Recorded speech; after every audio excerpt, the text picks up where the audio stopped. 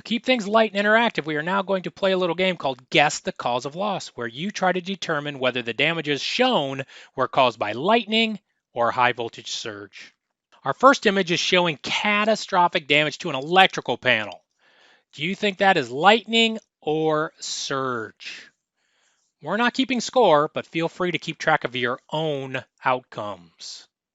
If you voted for lightning, you were right. This was confirmed that there was an on-site lightning strike that caused this panel to overheat, spark, and catch fire.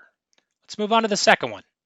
Okay, we had a good one to start. Now we're on to image number 2, which is a circuit board showing some visual damage. What do you think caused this one?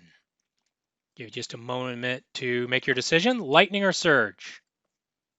If you voted for surge, excellent job. Notice this one is not as dramatic as the lightning event, and many times there will be even less or no visual evidence, especially within appliances and home electronics.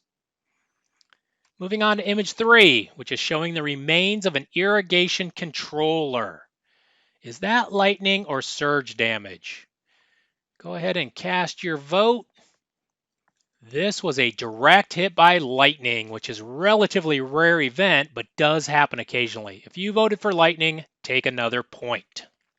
This next image is showing some damages to an LED light fixture. Cast your vote whether it was lightning or surge.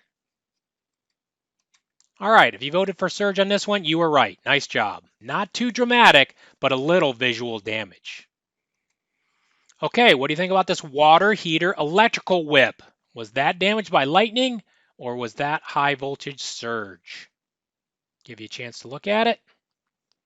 All right, if you voted for surge, nicely done. This claim was confirmed high voltage surge event which led to this damage. There was no on-site lightning on this claim.